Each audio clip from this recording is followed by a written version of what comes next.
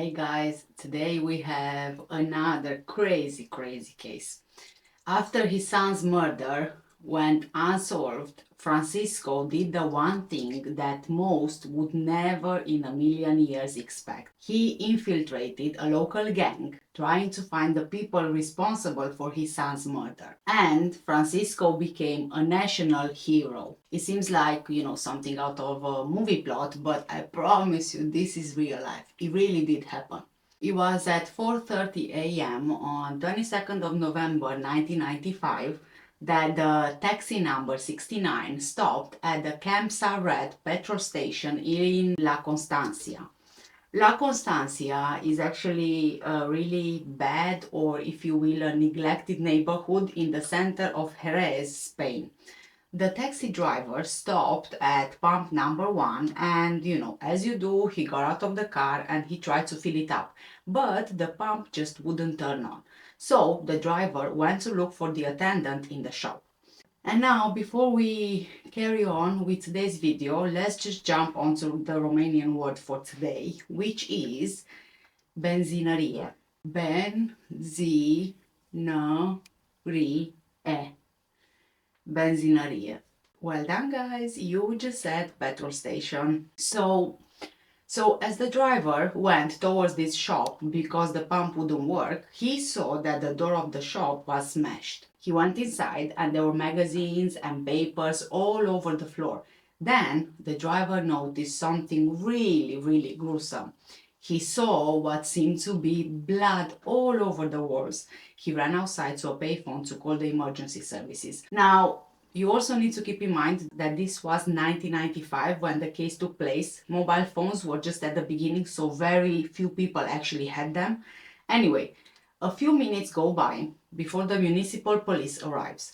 Checking the store out, one of them found the trail of blood, which they followed. This led to an office behind the cash register. Police tried opening the door, but it just didn't open, so they actually had to kind of force their way in. Behind the door, in this room, barricaded inside, behind the photocopier, a young man was lying motionless on the ground, bleeding a lot. However, this man was still breathing, so he was still alive. 5 minutes later, a team of paramedics went into the office for assistance. They tried desperately to help him and to treat his wounds, and they were covered in blood and surrounded by medical equipment, but by 4:45 a.m., Juan Holgado was sadly deceased. Just after 5 a.m., Manuel Bitrago, the acting magistrate who would oversee the future criminal investigation, also arrived at the petrol station. Manuel was 41 years old and he never actually handled a murder case before, but he immediately ordered a thorough inspection of the premises. His inexperience with handling a murder case would prove disastrous in this case. Inside the shop, investigators found a large juice carton which was stained with blood, a button ripped from a raincoat, and a pendant engraved with the sign of Virgo. They collected 22 fingerprints from the scene. However, at that stage, it was impossible to know if any of the fingerprint actually belonged to the attackers or to the customers who went to the petrol station that day. We need to remember that this was a petrol station with a shop. Even though this was now a murder scene, right? And evidence needs to be preserved. This shop floor and the office where Juan was found were not closed off by police. Police line, do not cross that yellow big line, stuff like that. So it wasn't actually closed off. The news of the murder very quickly spread, and so the crime scene became increasingly chaotic. By 5:30 a.m., Manuel, the magistrate, found himself surrounded by paramedics, consultant criminologists, police officers, and local journalists. So you can imagine that they were just walking all over each other, and sometimes, most importantly, they were walking all over the evidence. Investigators were even collecting crime scene debris without using any protective gloves. So straight away, I guess you can tell that the crime scene is compromised and the potential evidence is compromised. So everything is getting contaminated, which is not a really good thing for an investigation, right? At 5:50 a.m., Juan's body was inspected by a forensic scientist. The scientist found 30 stab wounds in total. Some of them were superficial slices across his face and hands. Others were deep gashes to his chest and the back of his legs.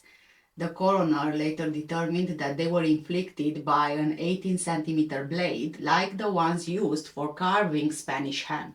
Manuel, the magistrate, kind of pictured in his mind, and he believed that the violence of the attack suggested 2 or more male attackers. The records from the petrol station's cash register showed that someone bought the juice carton, remember the one I said at the beginning with the blood on, and a pack of cigarettes at 4:02 a.m. The taxi driver found the scene at 4:30 a.m. So this would mean that it would be a window of opportunity of just half an hour. But there was also no CCTV footage and there were no witnesses. Prosecutors would later lay out what they believed happened. Juan's killers cornered him, slashing the backs of his legs so that he couldn't run away, and then knocked him to the ground. Juan somehow managed to drag himself to the small office at the back of the shop, but the attackers forced their way in and continued stabbing him. There was no obvious motive for Juan's murder. Juan, who was 26 years old and was never in trouble with the law, was sadly in the wrong place at the wrong time. That's what they believed. He worked at this petrol station and he even swapped shifts with a colleague that night. His brother Paco was with him until around 2 a.m. to keep him company. He then left and Juan was alone. Born on 5th of October 1969, Juan was a hardworking and simple man. In his diary, he would always write about God. He saw many of his acquaintances fall into drugs, but he chose another path and studied psychology. Juan was also a soccer player and he dreamed of becoming a pro player. He dabbled in modeling as well a bit and he was actually very religious. He was engaged to Pepe and he looked to have a promising life ahead of him. But sadly, that never happened. Manuel, the magistrate, remember him, suspected that Juan's attackers could be drug addicts. By the beginning of the 90s, Spain was the primary entry point for the cocaine trade in Europe, and Jerez, which was 30 minutes northeast of the Bay of Cadiz on Spain's southern coast, began to suffer from drug-related crimes. There were a series of recent robberies in and around Jerez by the Harpoon Gang. Now, this Harpoon Gang was a criminal group which specialized in attacks on petrol stations, but the work of this gang was efficient and professional, which seemed like quite the opposite in Juan's case. The robbers who killed him seemed to be desperate and quite careless. They ransacked the shop and they couldn't break open the station safe, stealing only 70,000 pesetas or 480 euros from the till, couple of whiskey bottles and some tobacco. 6 weeks after Juan's murder, finally law enforcement detained the first suspects. There were 3. They were known criminals with a history of robbery and drug dealing. A 4th suspect was actually detained a few months later. 3 of the 4 men had criminal records and all of the suspects were known to the police as consumers of hard drugs. However, they all denied the charges against them. The news of their arrests soon made it to the local press, and on 15th of February 1996, it was said that the case was very close to being solved. But for Juan's father, Francisco, and his family, this would be the beginning of a nightmare which never ended. When Francisco Holgado first found out about his eldest son, Juan's death, he just couldn't believe it. He couldn't believe that something like this could happen to them and their family. Francisco, who was 51 years old at the time, for most of his life, he actually worked as a bank clerk. His neighbors and friends saw him as a respectable man in a normal middle-class family. He had his wife, Antonia Castro, and he was the father to their 3 boys and a daughter. But the murder completely changed him. From a normal, ordinary man, he became one of extremes. In the months after Juan's murder, Spanish authorities really struggled to solve the case. This made Francisco obsessed with finding his son's murderers. Over the next 2 decades, his pursuit of justice just consumed his life. The Spanish press, when they found out about his story, they championed his cause and even gave him a nickname, Padre Coraje, or Father Courage. The media portrayed him as a hero and a symbol of paternal love. But behind closed doors, Francisco's own family was falling apart, and they would eventually abandon him. In the weeks following the murder, the Holgados became angrier and angrier at the lack of answers from the police, who promised the family a swift resolution. On 21st of December 1995, 3 weeks before the magistrate made his first arrests, the family gathered 3,000 people from all over the city for a justice march through Jerez's historic quarter. Friends, politicians, and strangers paraded through the streets of the old town, while neighbors yelled encouragement from windows and shop fronts. The savagery of Juan's murder shook many of the inhabitants of Jerez to the core, where, even though there were drug problems in the city's poorer barrios or neighborhoods, a conservative Catholic gentility still dominated the atmosphere. People would say that he could have been their son. As the investigation dragged on through the spring and summer of 1996, with the prospects of a trial looking further and further away, the Holgados stepped up their demonstrations. Francisco would visit the local constabulary every day to get the latest updates, and he would often join Antonia, his wife, in front of the magistrate's court, where they would protest next to a large poster criticizing Manuel's decision to release the defendants on bail. On the 22nd of every month, they would have a rally in the city's main square calling for justice for their son. From the moment it started, this official investigation into Juan's murder was just a disaster. According to José Luis Fernández Monterrubio, the head of the Jerez police, later said that, quote, the police entered the crime scene like bulls in a china shop, end of quote. In autumn of 1996, senior murder investigators from Seville joined the case, and they found even more mistakes made by the local police. Crucial evidence like the bloody juice carton was lost, and it came to light that several witness testimonies were made under duress. The local paper started criticizing the police as well and attacked Manuel Bitrago, claiming that he was sanctioned by the Spanish Ministry of Justice for the unnecessarily long time he took to investigate 2 previous cases. Manuel would later say that the criticism of the Jerez police were exaggerating, telling the local TV channel La Sexta whoever arrived at the crime scene that day would have done the same thing. It was the way cases were worked back then. I'm not so sure that's entirely true because they didn't even seal the crime scene. When visiting his son's grave, Francisco promised him that he will see his case through to the end, no matter what he will need to do, regardless of the consequences. If the police wouldn't solve the case, Francisco decided that he would. 2 years after Juan's murder, by the beginning of 1997, Francisco had started living a double life. Every weekday morning at 6 a.m., he was picked up by a bus to his office in Seville, which was 60 miles away. He would sleep on the bus, then work at the bank until late in the afternoon, and then he would come home just for a change of clothing. A few nights a week, he would actually go out through Rompe Chapines, which was at some point a really nice area of Jerez, but it later sadly turned into a drug neighborhood. Francisco was desperate to find out some kind of information related to the murder of his son Juan, and anything really, any kind of information. He would be out on the streets until the early hours of the morning.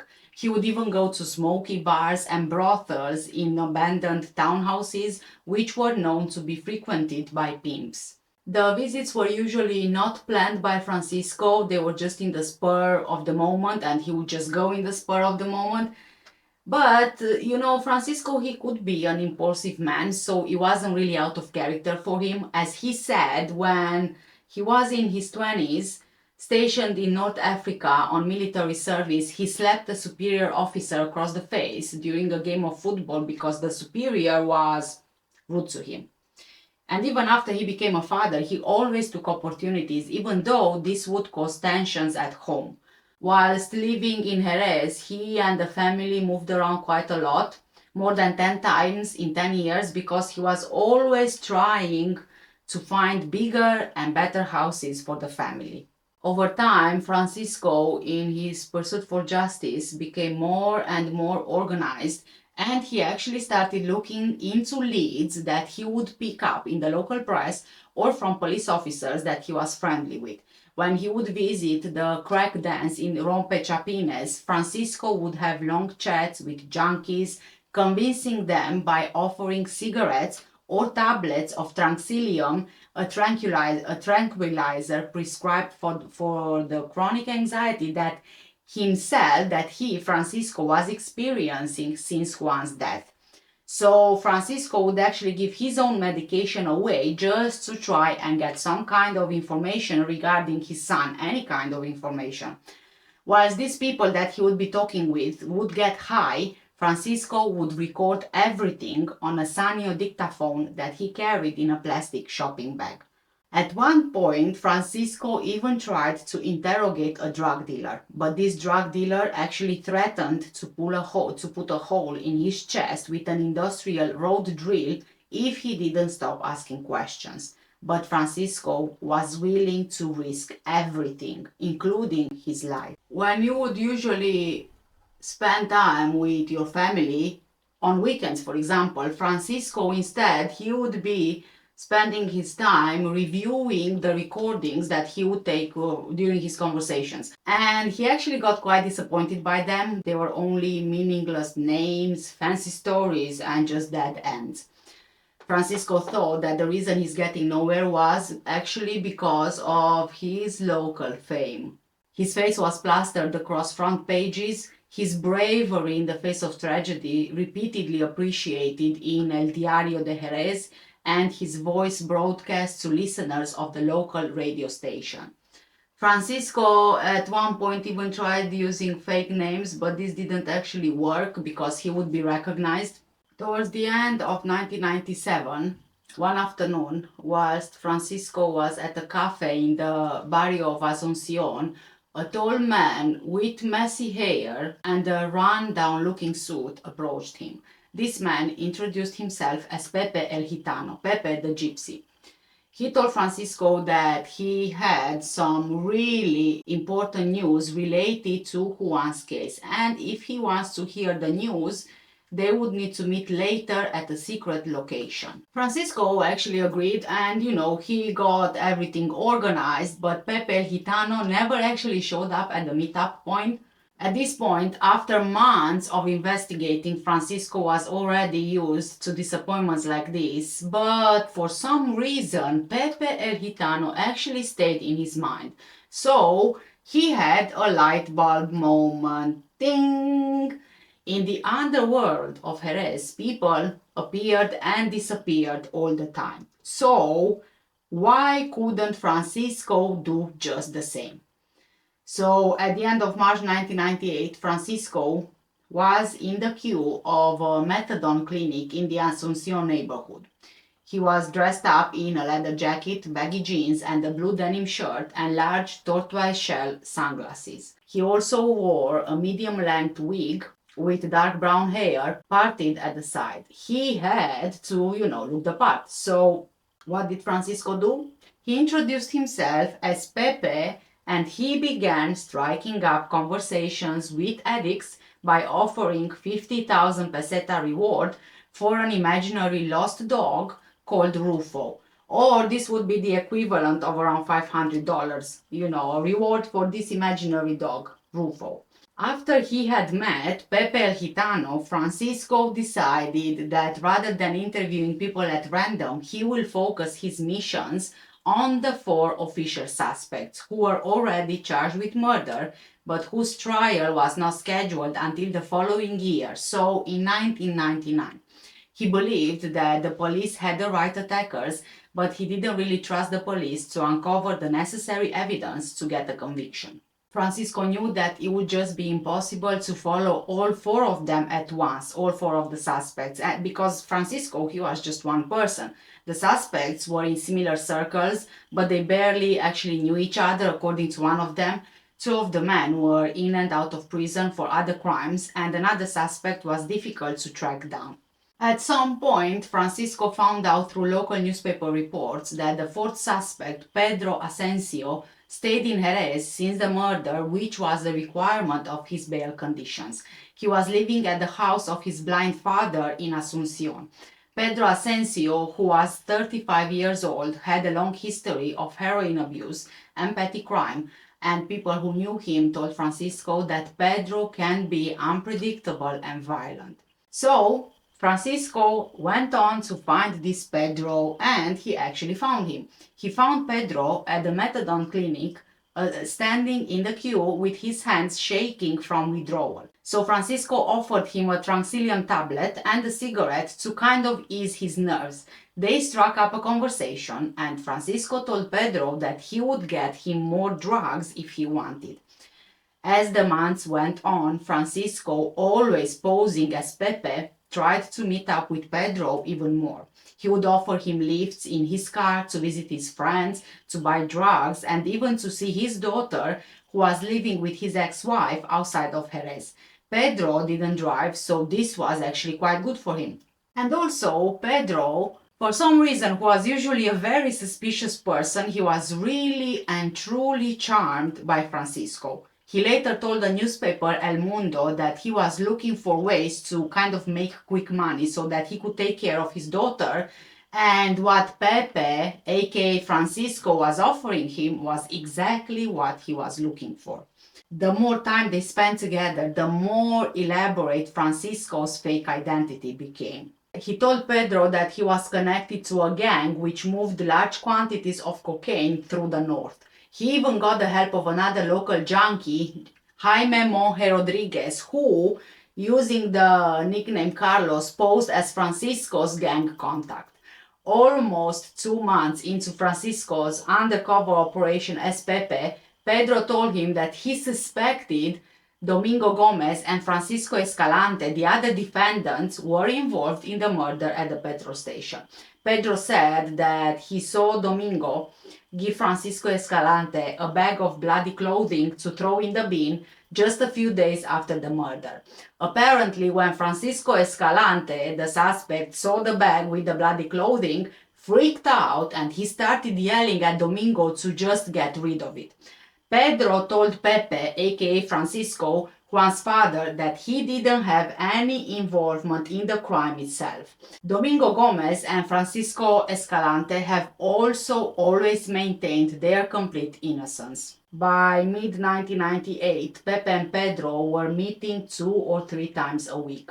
Around the same time, Francisco quit his job at the bank because he just couldn't work and investigate his son's murder at the same time.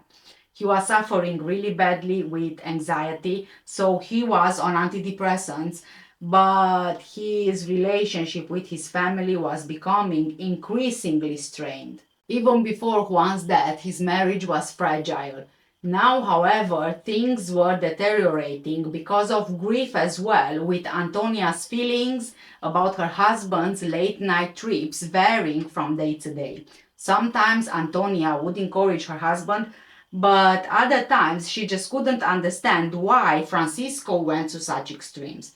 She also wanted justice for Juan, but Francisco always made things unnecessarily difficult, and he had to do them his way no matter what, according to Antonia.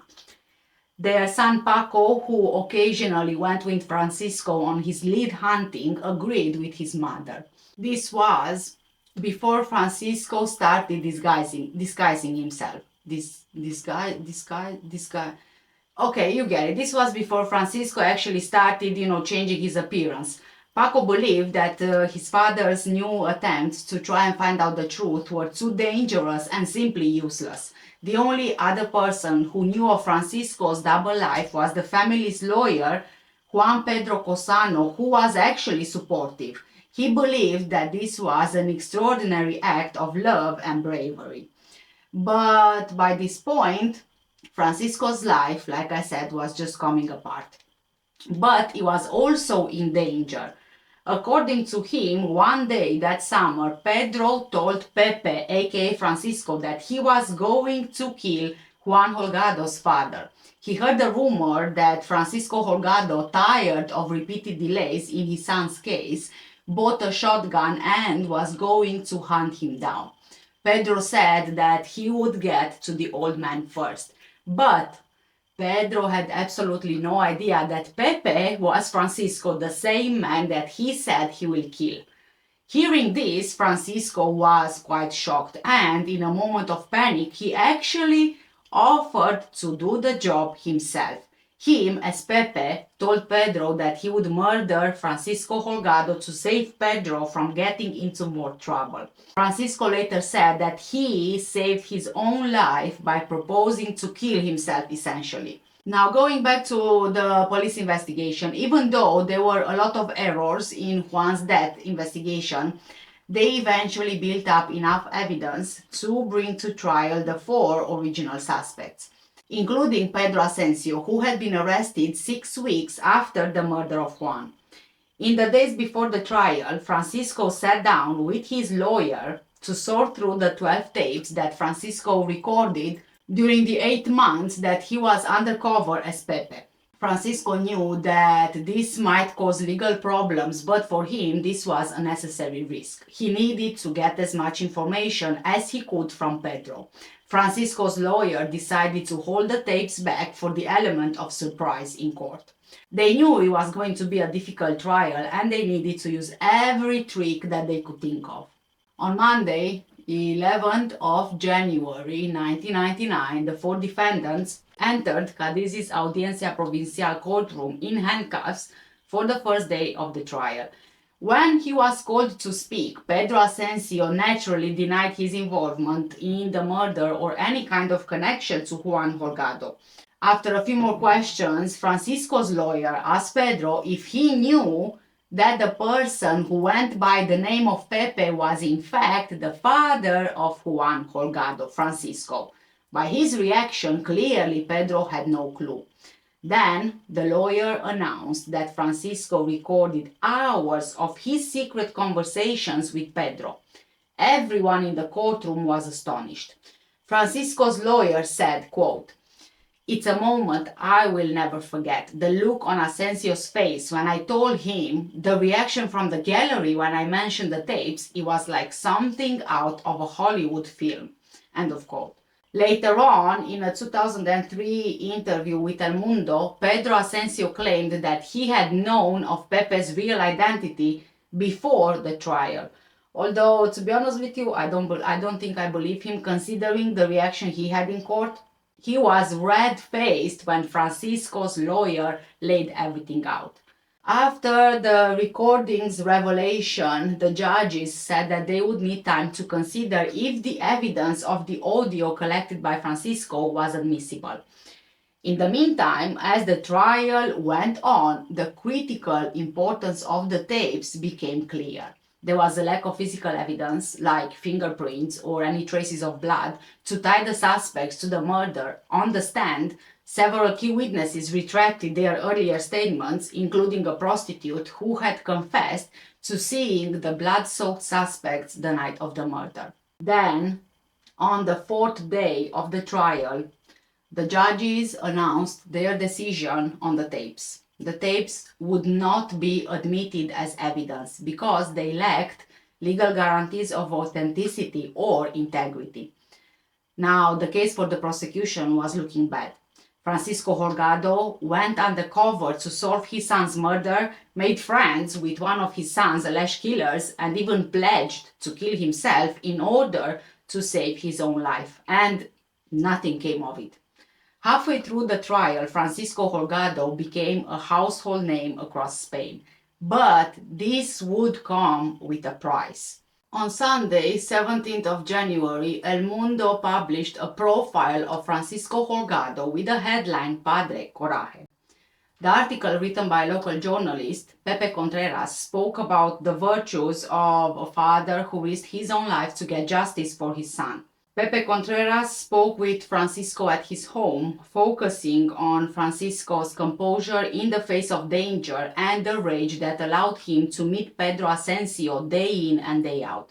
This article turned the Holgado family into celebrities. At the time, Antonia, apart from dealing with the death of her son, Juan, was also recovering from illness. Then her husband becomes a national hero, a media sensation, with the media camped outside their house hoping to get an interview with Padre Coraje. Spain's biggest newspapers and TV channels all wanted to hear Francisco's story. And the foreign press as well. The Argentinian broadsheet El Clarín published an article about the case describing how an Andalusian bank clerk had pretended to be a criminal to seek justice, not vengeance, for his deceased son. Francisco seemed to be brilliant in front of the microphone, and he never objected from talking about the details of his own bravery. In court the following week, the defense and the prosecution rested their cases and the judges retired to consider their verdict. On 9th of February, while Francisco Holgado was speaking with Portuguese journalists who started making a documentary about the case, the judges announced their verdict. All of the defendants were acquitted. Francisco was simply devastated, but now he had something very important: the nation's attention. On 20th of February, while his lawyer launched an appeal in the courts, Francisco did something unbelievable. He locked himself in the petrol station where his son had died, threatening to burn the place to the ground if the company didn't provide safer working conditions for the employers. Along with his daughter Maria, he also got graffiti up on public buildings with slogans like Juan Holgado's murderers still at large in the street and justice for Juan Holgado. But it was at this point that the Holgados were really coming apart. Paco and his siblings sometimes felt that their father Francisco was being consumed by guilt at being emotionally absent in the years before Juan's death.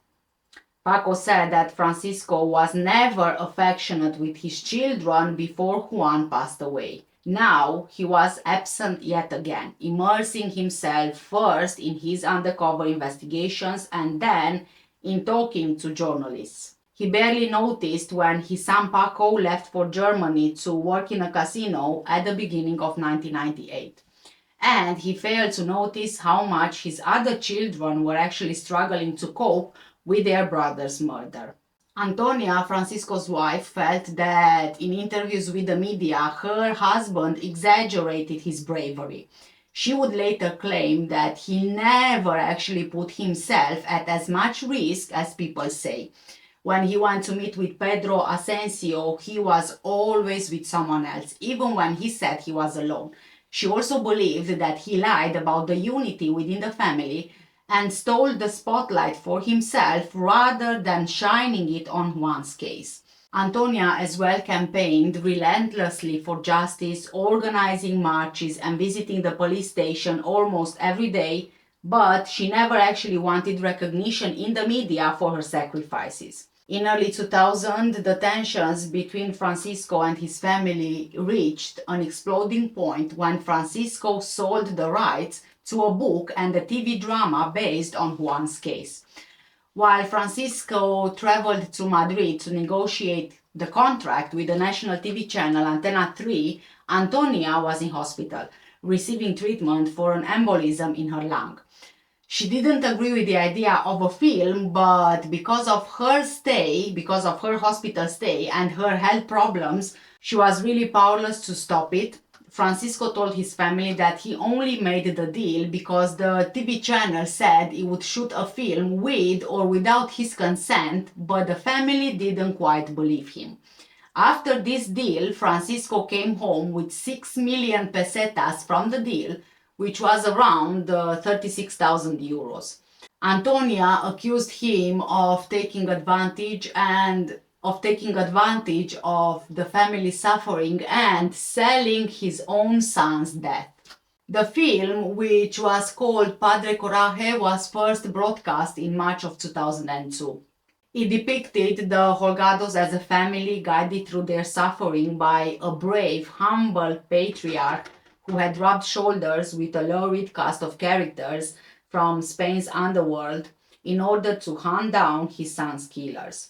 Pedro Asensio believed that the interpretation of Francisco's character was greatly exaggerated. Antonia couldn't even bring herself to watch the film, but she saw the consequences. Her life and her suffering were the subject of gossip all over Jerez. People were entertained by her loss. Now, going back to the appeal in court, remember that there was an appeal? Right. In 2000, the Supreme Court of Spain accepted the family's appeal and granted a retrial. You remember those tapes? Through October and November 2003, Francisco Holgado's tapes were played to a full house in the same courtroom where his son's alleged killers had been tried and acquitted almost 5 years earlier. The same four suspects sat on the same bench, but now the public gallery was packed, not only with the local newspapers, but with journalists from El País and El Mundo and TV cameras from all the leading channels. Francisco Holgado was at the back of the courtroom, and this time he was confident that things will go well. But what was on the tapes, however, wasn't exactly very helpful. You would think that, it would be wow, amazing. There were actually hours of drunken slurs in bars and hard to understand mumbles in the back of cars. Even if Francisco made himself friends with Pedro to get more information, Pedro never actually confessed to the crime. So the prosecution really struggled to actually put together a credible narrative from these recordings.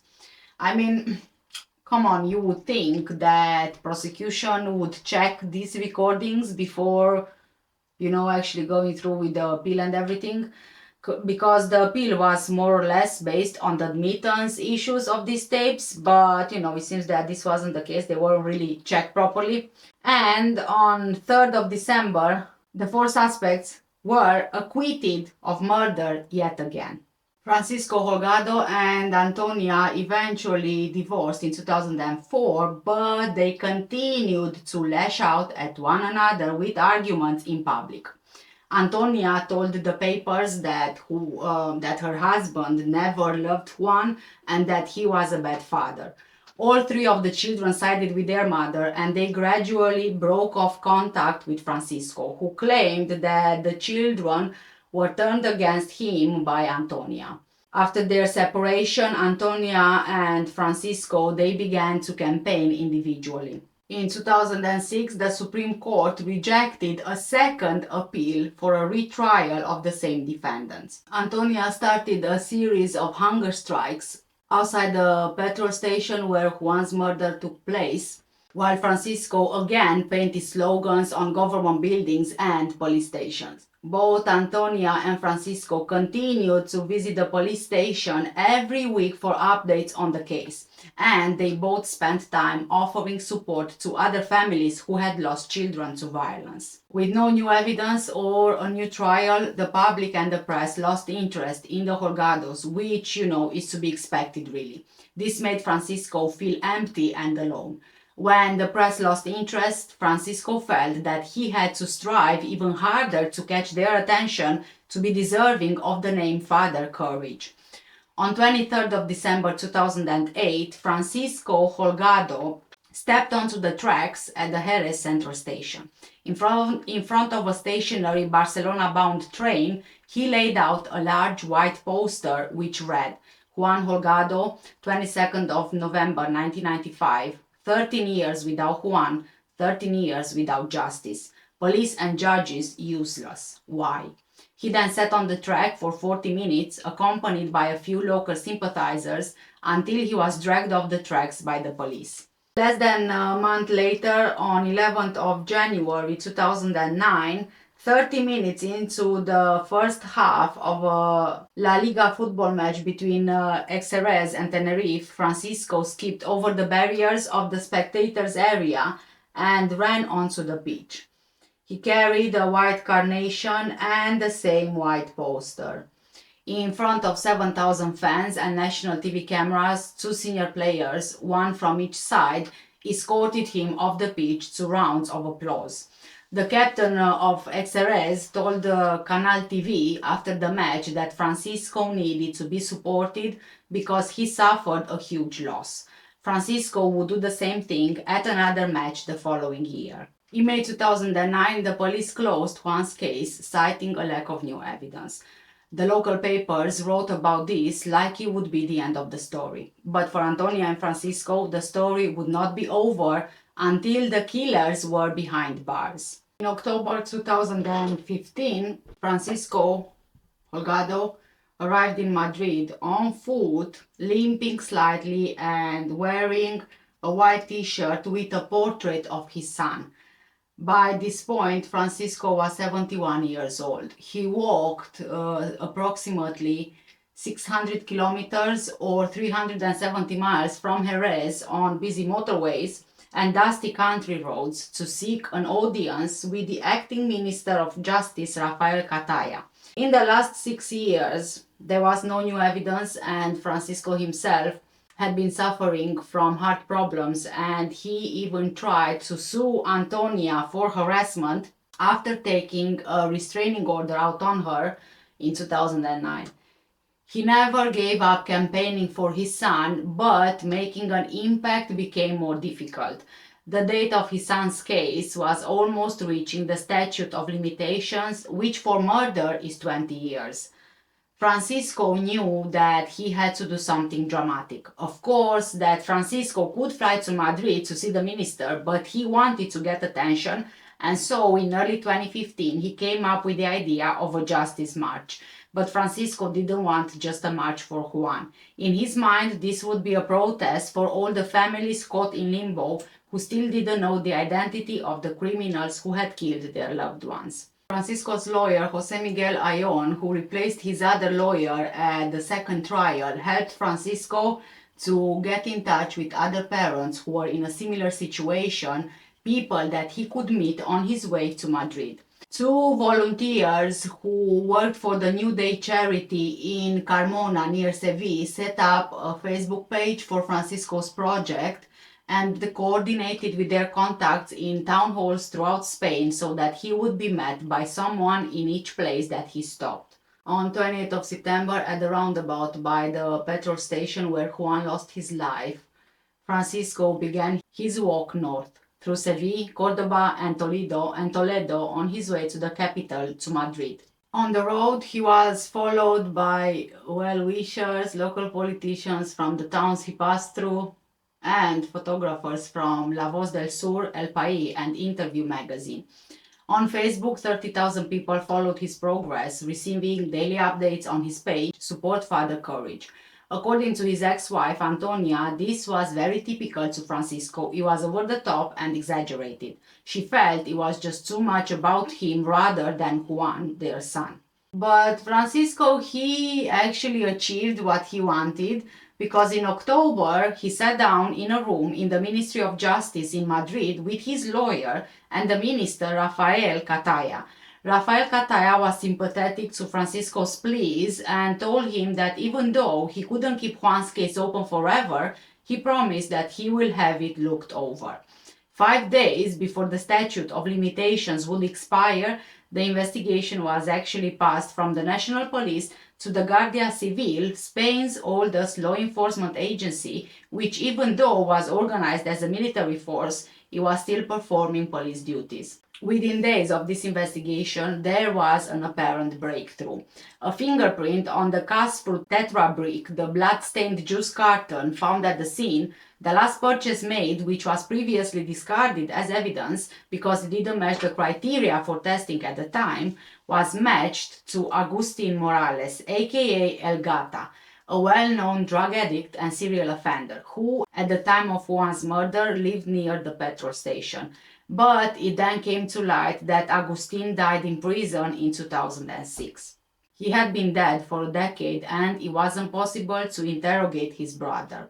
Juan's murder investigation was, like I said, a disaster from the get-go. The fingerprints found at the gas station were initially analyzed with expired products, so everything just went to waste. Even today, in the university criminalistics classes held at the Jerez campus, it continues to be discussed. Only 20 fingerprints were collected at the gas station. None of them coincided with those of the 4 accused. The medal with the sign of Virgo was the other proof. It wasn't possible to prove that it belonged to Domingo Gomez, aka Dominguin. The blood on his jacket didn't incriminate him either. The biological remains were from the drug addict himself and not from Juan. According to Juan's mother, Antonia, the crime was committed in the warehouse. She said that it was the police who actually broke the glass of the door to get in.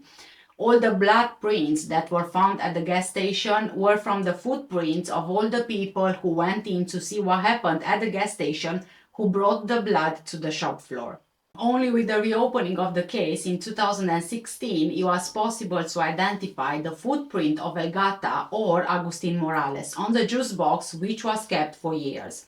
Juan's autopsy determined that the attacks were done with 2 different weapons. In the chest, one of the stab wounds was 18 centimeters. There were cuts on Juan's back and buttocks. Forensics assured that the work was professional. In a last attempt in June 2016, the court ordered that the 22 remaining fingerprints and DNA samples from Juan's clothing could be analyzed again.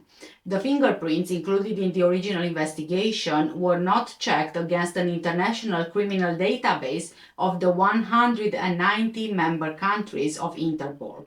The judge also requested that Juan Holgado's clothing be examined for traces of blood and DNA, and the separate trace of DNA which was found on a shard of glass at the crime scene was also to be re-examined. I guess that after so long since Juan's murder in 1995, there were obvious advances in technology so they could work with resources that they just didn't have at the time. The Holgados knew that this was their last chance after 20 years of disappointments and suffering. Towards the end of 2016, the Holgados learned that none of the court's new inquiries created a breakthrough. Yet another disappointment. Out of the 22 fingerprints, 11 were too indistinct to be analyzed and the rest didn't correspond to anyone on the Interpol database. Also, the court found that Juan's clothing had been destroyed 10 years earlier by judicial order and the DNA revealed no positive match. The local press yet again announced that the crime at the petrol station was closed. In 2017, even though Francisco's health was failing, he said that he would walk from Jerez to the European Court of Human Rights in Strasbourg if he had to do it. He just wouldn't give up. He said there has to be another way and he's going to find it. By this point, Francisco wasn't even sure if Pedro Asensio, who was in and out of prison over the past decade, or the other 3 original suspects were even at the petrol station that night in 1995. For Francisco, this wasn't about justifying his past actions or proving that he was right all along, but rather this was about justice for his son, and he was clear that he is not going to stop until he has that justice. After so long, since 1995, Francisco doesn't even remember his normal old life. It's as if he was someone else's. He believes that the old Francisco died with his son. He lived with his son's story for so long that he's not even sure that he would know what to do without it. There are various theories as to what happened to Juan Holgado. Juan went to work as always that night in November 1995 with his thermos and the donuts that Antonia, his mom, prepared for him. Juan worked in dangerous gas stations before, but Antonia wasn't worried when Juan went to the gas station that night. He didn't have problems with anyone and nothing ever happened to him. According to Antonia, the people closest to Juan were not investigated, including Bernardino, who was supposed to be the one working that night. Antonia says that there are other explanations. There was nothing stolen, the blood was brought from the warehouse to the gas station, Juan wasn't killed there. Juan's mother points out that until now, nothing truly was written about what happened. She believes that Bernardino must have had something to do with it, otherwise, why would he leave town? The judicial process accused the four people, Pedro Asensio, Francisco Escalante, Domingo Gomez, and Manuel Sanudo. They were drug addicts and habitual criminals from Jerez, but they always denied their involvement in the case. They were acquitted on 2 occasions. They were only accused because a woman told the police that she was partying with them in Rompechapines on the night of the murder. But at the trial, she recanted. Francisco's lawyer, Juan Pedro Cosano, now says that the accused didn't even fit the profile. They never found Pedro Asensio's fingerprints at the gas station. Everyone's whereabouts are unknown. One of them died. Pedro Asensio is in Seville, and Domingo's relatives believe that he is in prison. In Jerez, though, they are still identified as those who killed Juan Holgado. Pedro Asensio's daughter is still the girl of the one who killed Juan. Pedro's brother was murdered with a guitar and knife blows in the La Asuncion neighborhood in 2019, and it was said that he died the brother of the one who killed Juan Holgado. Pedro criticized Francisco Holgado in the pages of Cronica, saying that he is only looking for money and fame. Pedro always defended his innocence, even when his ex-wife, in the middle of a divorce and fighting for custody of his daughter, stated that he confessed to her what happened at the gas station. But, again, we can't really be sure if he really said that or if his ex-wife said it because of the custody issue. Very little was known about Bernardino, for example, the man who swapped shifts with Juan. He studied at the La Salle school in Jerez and requested a transfer to Valladolid after what happened at the gas station. From Valladolid, he was sent to the gas station at the entrance to Jerez, then to a small town in the mountains, Cadiz, and then to another.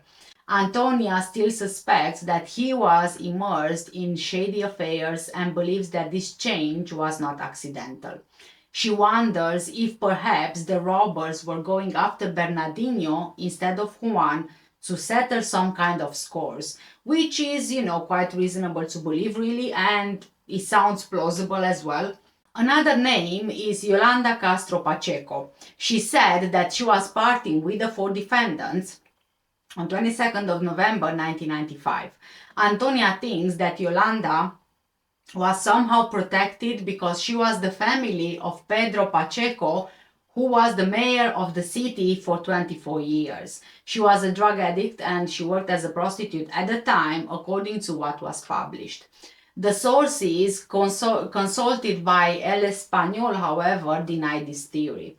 According to sources familiar with the case, she was a scapegoat and she was pressured to testify. As of 2020, she was in Barcelona, already rehabilitated. A flamenco artist was also mentioned. Nanyo de Jerez, a singer still with an active career, was at the gas station that night. He was the first to set foot on the scene after the crime. He stopped, saw something strange, and he ran away scared. He only raised the alarm when he stopped to refuel at the next gas station and told the clerk that he was robbed at Martin Ferradors. You see, that same night there was a robbery at another gas station in Jerez, and the clerk told Nanyo that the police were already there because the clerk was confused as to which of the gas stations were being mentioned. Finally, it was the taxi driver who raised the alarm. The taxi driver actually passed away years ago. His wife, also deceased, told a friend from the La Granja neighborhood that she didn't want to know anything about what happened because she worked in the taxi at night and she didn't want to get hurt. Juan Holgado's brothers, Paco, Maria, and Antonio, still live in Jerez. Pepi, who was Juan's fiancée at the time, had a fight with her father because she took off her mourning before he believed it was appropriate. Juan Pedro Cosaño, the family's lawyer, put all of his lawyers in charge of the private prosecution. His firm became fully involved. He believed that the person who killed Juan was Agustin Morales, El Gata, who lived in La Constancia right in front of the gas station, and he actually fit the profile of a dangerous criminal. But after almost 29 years, it's not known who or for what reasons stabbed Juan Holgado 33 times. For the family, this crime was a true drama which also caused his parents, Antonia Castro and Francisco Holgado, to divorce. The couple couldn't overcome the fact that after 2 trials, the 4 accused, Pedro Asensio, Francisco Escalante, Domingo Gomez Franco, and Manuel Jesus Añudo, were acquitted. Francisco, Juan's father, said, quote, "I swear that I will not rest until I know who killed my son in such a savage way that morning. I'm not going to die with that doubt." End of quote. And sadly, guys, this is all I have for you. There is absolutely no closure to Juan's murder. Now, I have a question though. What do you think of Francisco? Did he really want to find out what happened to Juan, or he was in it just for the fame and money? From my point of view, he did what he needed to do in order to get exposure to his son's case. Antonia maybe wanted to be more private and do things her own way, and she did. Francisco, maybe he saw all these exaggerations as a way to get attention and keep Juan's case in the public eye. Honestly, media, newspapers, and social media are very powerful tools if you are, willing to kind of kick away all of your privacy. I don't fully agree with everything that Francisco did, but it got him to keep his son's murder in the public eye for a very long time. His methods worked. But sadly, there is still no answer as to what happened. And I think that in this case, Francisco acted in any way he could possibly do just to keep his son's case in the news, in the media. Please, guys, let me know what do you guys think in the comment section down below. For now, take care, stay safe, and I'll see you in the next one. Bye!